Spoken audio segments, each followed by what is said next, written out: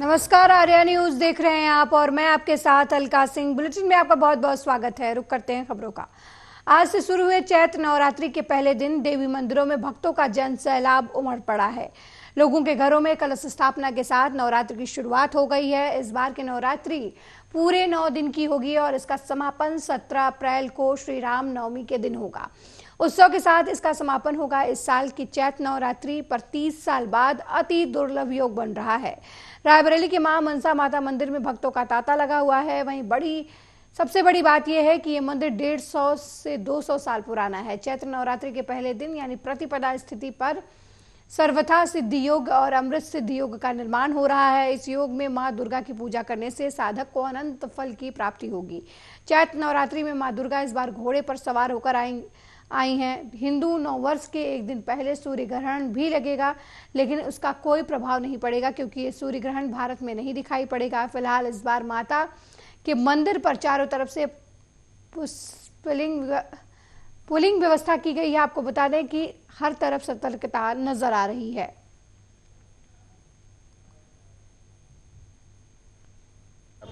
शैलपुत्री पहला शैलपुत्री, द्वितीयम ब्रह्मचारिणी, तृतीयम चंद्रघट मांडे, चतुर्थकम पंचमम अस्करमाते, षष्ठम कात्याय नीचा, सप्तम कालरात्रि महागौरी चाशम, नवमम सिद्ध्याति, नौ दुर्गा पीड़िता। ये 9 देवियाँ 9 दिन की हैं माँ की। नवरात्रि का पहला शैलपुत्री। मंदिर 150 वर्ष पुराना है। मंदिर रेलवे स्टेशन से 50-60 मीटर की दूरी के पर स्थित है और यह भव्य मंदिर है। और मनसा देवी मंदिर का प्रचलन हमारे लखनऊ, कानपुर, प्रतापगढ़, सुल्तानपुर, अन्य जनपदों में भी इनका वर्चस्व फैला हुआ है। और इस खबर पर ज्यादा जानकारी के लिए रायबरेली से हमारे संवाददाता ओम शंकर शुक्ला फोन लाइन पर जुड़ गए हैं। ओम शंकर, नवरात्र का पहला दिन है, किस तरीके का माहौल नजर आ रहा है? बिल्कुल, चैत्र के नवरात्र आज से शुरू हो चुके हैं और ये नवरात्र पूरे 9 दिन रहेंगे। 17 अप्रैल को रामनवमी के दिन जो है इस नवरात्र का समापन होगा। हालांकि ये दुर्लभ सहयोग लगभग 30 वर्षों से अधिक के समय बाद बन रहा है। और मां मनसा देवी मंदिर की बात करें तो इस मंदिर में लोगों की बड़ी आस्था है। लोग सैकड़ों किलोमीटर दूर से आते हैं। ऐसी मान्यता है जो नवरात्र व्रत रखकर देवी माँ के दर्शन करता है, देवी माँ उनकी सभी मनोकामनाओं को पूरा करते हैं। इसी आस्था और विश्वास के साथ जो है वो रायबरेली के साथ साथ अगल बगल के अन्य जनपदों के भी लोग यहाँ बड़ी संख्या में आते हैं। ओम शंकर, नवरात्र का समय चल रहा है और इस समय माहे रमजान भी चल रहा है। ऐसे में सुरक्षा व्यवस्था के क्या कुछ इंतजाम जो है वो प्रशासन की तरफ से किए गए हैं, क्योंकि ईद का समय भी नजदीक है? जी अलका, बिल्कुल। अगर बात की जाए सुरक्षा व्यवस्था की तो कानून व्यवस्था पूरी तरह से चुस्त दुरुस्त है। जहां ईदगाहों की साफ सफाई करी जा रही है, वहीं मंदिरों की भी साफ सफाई करी जा रही है। और मंदिर के बाहर जो है किसी भी अपनी घटना से निपटने के लिए भारी पुलिस बल भी तैनात किया गया है। पाली की व्यवस्था करी गई है और भक्तों में बहुत ही उत्साह देखने को मिल रहा है। किसी तरह की कोई अव्यवस्था नहीं है। ओम शंकर, अक्सर देखा गया है कि जब भी कोई हिंदू त्योहार आता है तो मांस मदिरा की जो दुकानें हैं उनके लिए गाइडलाइन जारी की जाती है। क्या इस बार भी कोई गाइडलाइन जो है वो प्रशासन की तरफ से, शासन की तरफ से जारी की गई है? जी हाँ, मांस की सभी दुकानें बंद हैं और साफ सफाई का विशेष ध्यान दिया जा रहा है। ईदगाह के बाहर और मंदिरों के बाहर जो है भारी मात्रा में पुलिस बल भी तैनात किया है और दोनों समुदाय के लोग अपने अपने तरीके से अपने अपने धर्मों का निर्वहन करते हुए पूजा में व्यस्त है। और प्रशासन की तरफ से उपद्रवियों के खिलाफ क्या चेतावनी दी गई है, क्या अपील की गई है लोगों से? उपद्रव, एक तो आचार संहिता भी लगी हुई है, रमजान भी है, नवरात्र भी है, तो जिला प्रशासन की चुनौती थोड़ी सी बढ़ गई है। लेकिन रायबरेली जनपद में किसी तरह की भी कोई अपनी घटना की खबर नहीं है और लोग सभी अपने अपने तरीके से त्योहार मना रहे हैं। बहुत बहुत धन्यवाद ओम शंकर इस खबर पर जानकारी देने के लिए। तो नवरात्र शुरू हो चुका है, पहला दिन है। मंदिरों में मां के भक्तों की भीड़ नजर आ रही है। अगली खबर की तरफ बढ़ते हैं। श्री दुधेश्वर पीठाधीश्वर श्री पंच दशनाम जूना अखाड़ा के अंतर्राष्ट्रीय प्रवक्ता, दिल्ली संत महामंडल के राष्ट्रीय अध्यक्ष और हिंदू यूनाइटेड फ्रंट के अध्यक्ष श्री महंत नारायण गिरी महाराज ने सभी देशवासियों को 9 अप्रैल से शुरू हो रहे हिंदू नववर्ष की बधाई और शुभकामनाएं दी है। उन्होंने कहा कि हिंदू नववर्ष विक्रम संवत 2081 के साथ ही नवरात्र का शुभारंभ भी हो रहा है, इसलिए हिंदू नववर्ष की शुरुआत मां दुर्गा अर्थात शक्ति उपासना और अपने इष्ट देव की आराधना से करें, जिससे इस साल आने वाले सभी संकटों और बाधाओं को दूर किया जा सके।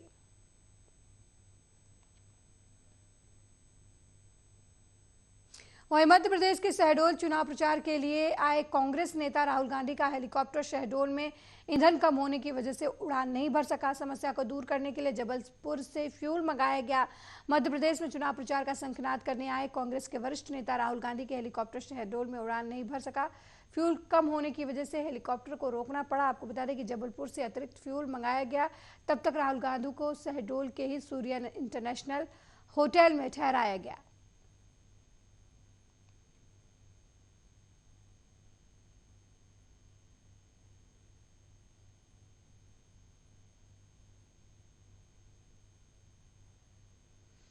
वहीं सिवनी जिले में मंडला लोकसभा क्षेत्र के धनौरा में कांग्रेस के स्टार प्रचारक और पूर्व राष्ट्रीय अध्यक्ष राहुल गांधी पहुंचे, जहां पर उन्होंने कांग्रेस के सिवनी मंडला लोकसभा क्षेत्र के प्रत्याशी ओमकार सिंह मरकाम के पक्ष में चुनाव प्रचार किया। धनौरा में राहुल गांधी की सभा में कांग्रेस के कई दिग्गज नेताओं का जमावड़ा देखा गया। इस आम सभा में लाखों लोग नजर आए, जबकि अपने संबोधन के दौरान राहुल गांधी ने कहा कि कांग्रेस आदिवासियों को आदिवासी कहती है, लेकिन बीजेपी उन्हें वनवासी कहती है। भाजपा की सरकार आदिवासियों का शोषण करती है।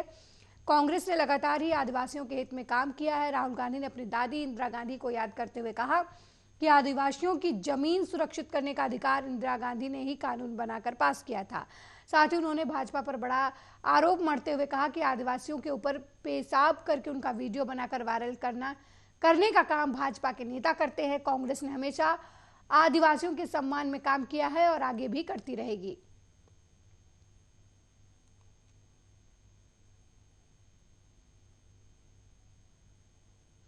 वहीं पांढुर्ना में सभा करने पहुंचे पूर्व मुख्यमंत्री शिवराज सिंह चौहान ने जनता से कहा कि जब तक कांग्रेस की सरकारें हुआ करती थी, कांग्रेस के प्रधानमंत्री होते थे, कमलनाथ कई बार मंत्री रहे, तब तक भारत की दुनिया में इतनी मान प्रतिष्ठा नहीं होती थी। वो कई बार मुख्यमंत्री रहे हैं। वो जब विदेशों में जाते थे तो वहाँ बोलते थे ये वही भारत देश है जहाँ इतने घोटाले होते हैं। ये हालत हमारे देश की थी। पूर्व सीएम ने सोमवार को पांढुर्ना के बढ़चिलौली में छिंदवाड़ा से लोकसभा प्रत्याशी विवेक बंटी साहू के समर्थन में जनसभा की और इस दौरान कांग्रेस पर जमकर हमला किया।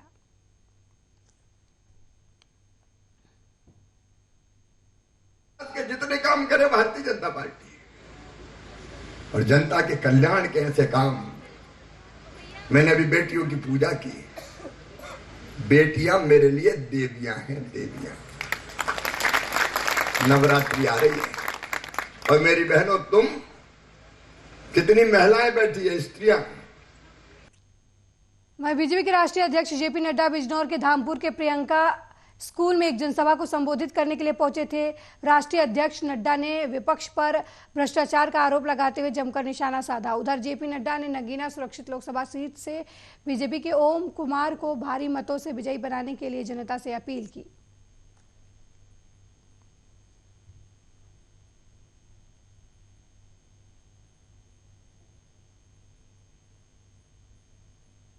बार सरकार बनेगी तो 2024 के बाद 2027 में मोदी जी के नेतृत्व में भारत तीसरे नंबर की अर्थव्यवस्था बन जाएगा। तीसरे नंबर।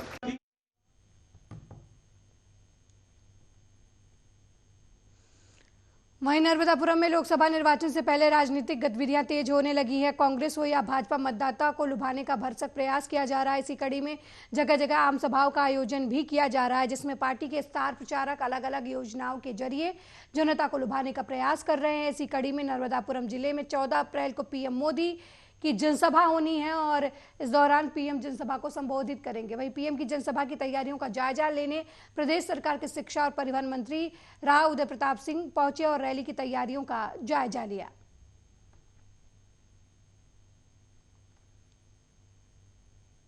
यहाँ पर साथियों के साथ प्रांगण देखने आए थे। सभा बड़ी जनसभा होगी। चूंकि माननीय प्रधानमंत्री जी का कार्यक्रम होता है तो लाखों का जनसमूह उनके कार्यक्रम में शामिल होता है। तो एक व्यवस्थित कार्यक्रम हो, प्रधानमंत्री जी की गरिमा के अनुकूल हो और लोगों के लिए सुविधा युक्त रहे। मतलब पिपरिया के लोगों की असहज स्थिति न बने और जो हमारे लोग आएंगे प्रधानमंत्री जी को चाहने वाले लोग पिपरिया आएंगे, उनको भी आने जाने में असुविधा ना हो, इन सारी चीज़ों को ध्यान में रखते हुए हम लोग अभी मौका निरीक्षण के लिए आए थे। मुझे लगता है कि पहली नज़र में साफ ठीक लग रहा है ये। वहीं उप मुख्यमंत्री जगदीश देवड़ा भिकन गांव पहुंचे, जहां पर खंडवा लोकसभा चुनाव की तैयारियों को लेकर बीजेपी कार्यकर्ताओं से बैठक ली और कार्यकर्ताओं को जीत के गुर सिखाए। उन्होंने भाजपा के सबका साथ सबका विकास नारे को बुलंद करते हुए पार्टी कार्यकर्ताओं को अभी से चुनाव की तैयारियों में जुट जाने की बात कही। विधानसभा चुनाव में भाजपा प्रत्याशी की कम मतों से हार के सवाल पर श्री देवड़ा ने कहा कि पिछली सब बातों को भुलाकर खंडवा की सभी 8 विधानसभाओं में भाजपा का परचम लहराएगा।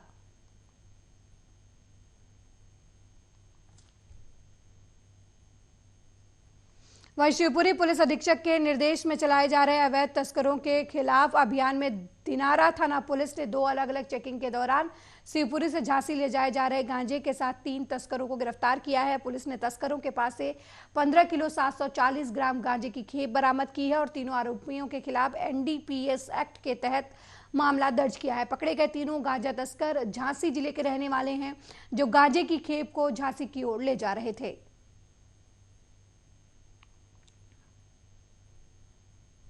लोकसभा चुनाव के मद्देनजर पुलिस अधीक्षक महोदय द्वारा अवैध शराब, अवैध गांजा, अवैध हथियार के तहत और एवं तमाम गुंडे बदमाशों के खिलाफ कार्रवाई के लिए अभियान चल रहा है। उसके दौरान हमारे थाना प्रभारी दिनारा श्री संतोष भार्गव जी को मूवी द्वारा सूचना प्राप्त हुई कि एक व्यक्ति करेरा तरफ से गाड़ी से आ रहा है, उसके बाद अवैध सामान गांजा वगैरह कुछ हो सकता है। उस आधार पर इन्होंने चेकिंग कर उस व्यक्ति को रोका जो CT 100 गाड़ी से आ रहा था। गाड़ी नंबर UP 93 DP 5716, उसको लोग के नाम पूछा, उसने अपना नाम शेरसिंह खुद मनीराम। वहीं सीहोर जिले के भावखेड़े स्थित अल्फा प्रोटीन फैक्ट्री के भूसे में अचानक आग लग गई। सूचना के बाद दमकल की गाड़ी मौके पर पहुंची और कड़ी मशक्कत के बाद आग पर काबू पाया गया। जानकारी के मुताबिक जिले के भावखेड़े स्थित अल्फा प्रोटीन फैक्ट्री के भूसे में अचानक अज्ञात कारणों की वजह से आग लग गई। सूचना के बाद दमकल विभाग की गाड़ी मौके पर पहुंची और JCB और ट्रैक्टर ट्रालियों की मदद से भूसे को इधर उधर किया गया और कड़ी मशक्कत के बाद आग पर काबू पाया गया, लेकिन पूरा इलाका जो है वो धुएं के गुबार से छा गया।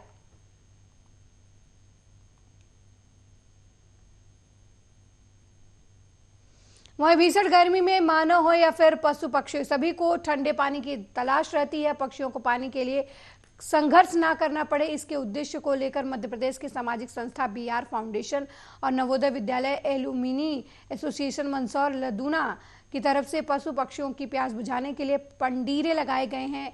कार्यक्रम की शुरुआत के तौर पर नवोदय विद्यालय परिसर में 151 पेड़ पौधों पर पंडीरे लगाए गए हैं। वहीं विद्यालय के विद्यार्थियों ने हर दिन पानी डालने का पंडीरों में संकल्प लिया।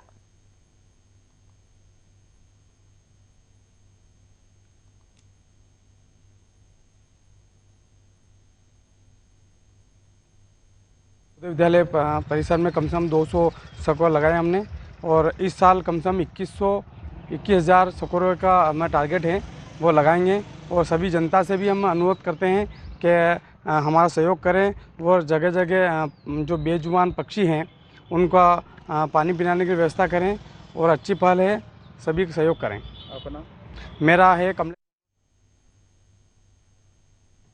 का जो कार्यक्रम है ये पर्यावरण को बचाने के लिए जो पशु पक्षी है, पक्षी जिसमें आते हैं मेन रूप से उनको बचाने के लिए जो गर्मी का मौसम हो गया है उसमें सकोरे जो लाए गए हैं और ये BR फाउंडेशन के द्वारा और हमारे नवोदय विद्यालय एसोसिएशन के जितने भी मेंबर्स हैं उन्होंने आज यहाँ पर पधारे हैं और 151 सकोरे हैं उनका वितरण किया गया है। इसके साथ साथ इस सकोरों की उपयोगिता जो आज गर्मी के टाइम में ये जो पक्षियों को किसी प्रकार का पानी नहीं मिलता और बड़े परेशान रहते हैं तो उनको ये उपलब्ध होगा।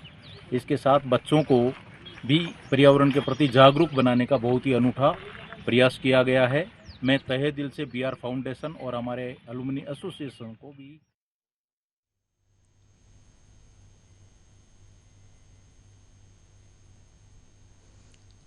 वहीं रायबरेली में संदिग्ध परिस्थितियों में इंडस्ट्रियल एरिया में स्थित फैक्ट्री के गोदाम में लगी भीषण आग से अफरा तफरी का माहौल हो गया। सूचना पर पहुंचे फायर ब्रिगेड की टीम ने कड़ी मशक्कत के बाद आग पर काबू पाया। मामला मिल एरिया थाना क्षेत्र के इंडस्ट्रियल एरिया का है, जहां पर फैक्ट्री के गोदाम में जूट की बोरियां रखी हुई थी, जिसमें अचानक आग लग गई। देखते ही देखते आग ने विकराल रूप धारण कर लिया, जिसके बाद वहां मौजूद लोगों ने स्थानीय फायर ब्रिगेड को सूचना दी। मौके पर पहुंची दमकल विभाग की गाड़ियों ने कड़ी मशक्कत के बाद आग पर काबू पाया, लेकिन तब तक गोदाम में रखा हुआ सारा माल जलकर खाक हो गया।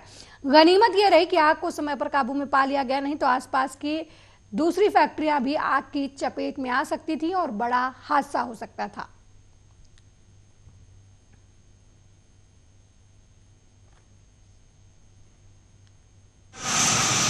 आज सुबह 6:30 बजे सूचना मिली कि मिल एरिया औद्योगिक क्षेत्र में एक फैक्ट्री में आग लगी है। तत्काल फायर ब्रिगेड की 2 गाड़ियां भेजी गई। यहाँ देखा गया कि फैक्ट्री परिसर के अंदर जूट बोरे का जो गोदाम था उसी के अंदर आग फैली हुई थी। तत्काल आग को 3 तरफ से घेर करके बुझाने की कार्यवाही प्रारंभ की गई। आग को लगभग बुझा दिया गया है।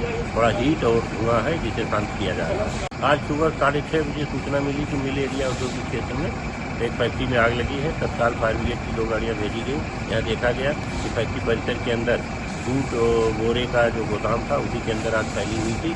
तत्काल आग को 3 तरफ से घेर करके बुझाने की कार्यवाही प्रारंभ की गई।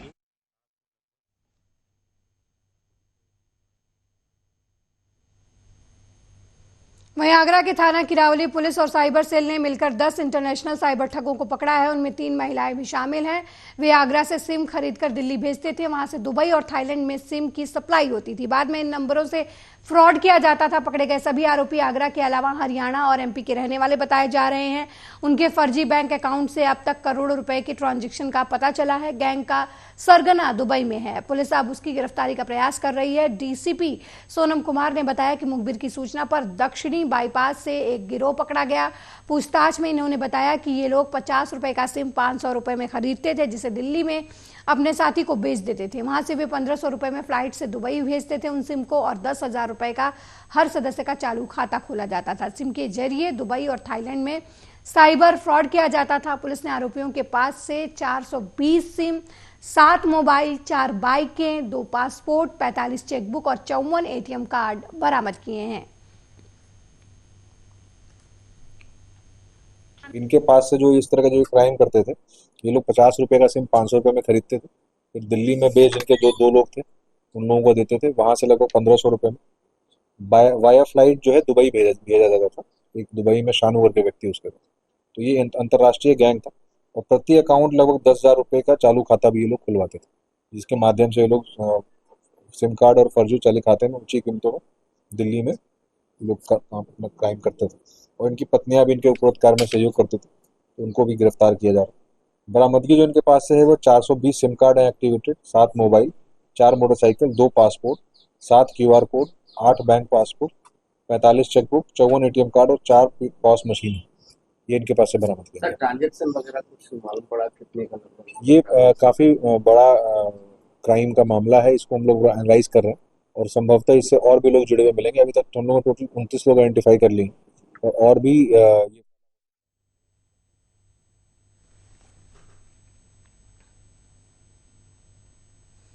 मध्य प्रदेश के बैतूल में एक 14 साल की लड़की से दुष्कर्म करने वाले व्यक्ति को पुलिस ने गिरफ्तार कर लिया है। जानकारी के मुताबिक बिजादेही में एक बच्ची अपने घर के आंगन में काम कर रही थी, तभी आरोपी कमलेश धुर्वे घर में आया और बच्ची के साथ दुष्कर्म की घटना को अंजाम देकर मौके से फरार हो गया। पीड़िता के मां की शिकायत पर पुलिस ने पॉक्सो एक्ट के तहत मामला दर्ज कर आरोपी को गिरफ्तार कर लिया है।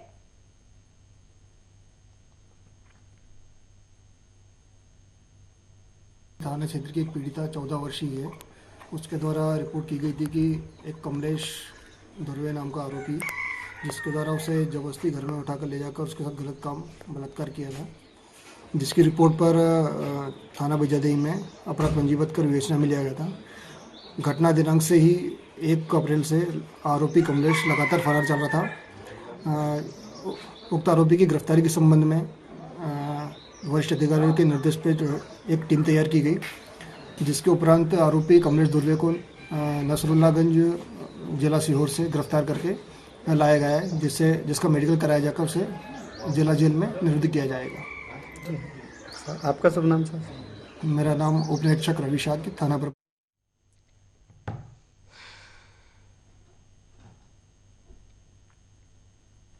आगामी लोकसभा चुनाव को ध्यान में रखते हुए अवैध हथियारों के निर्माण और खरीद फरोख्त पर प्रतिबंध लगाने के उद्देश्य से खरगोन पुलिस को बड़ी कामयाबी मिली है।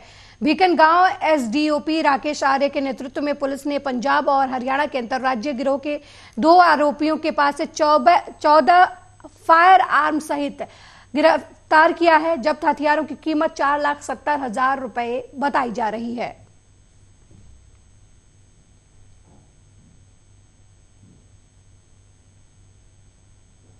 कहीं पे भी शांति व्यवस्था को खराब किया जा सकता था और आगामी लोकसभा चुनाव को देखते हुए ये बहुत ही महत्वपूर्ण हो जाता है कि इस प्रकार के अवैध हथियारों की गतिविधियों को लगाम लगाना। सर, ये हरियाणा और पंजाब के हैं, कुछ अंतर्राष्ट्रीय गिरोह से कुछ कनेक्टेड है।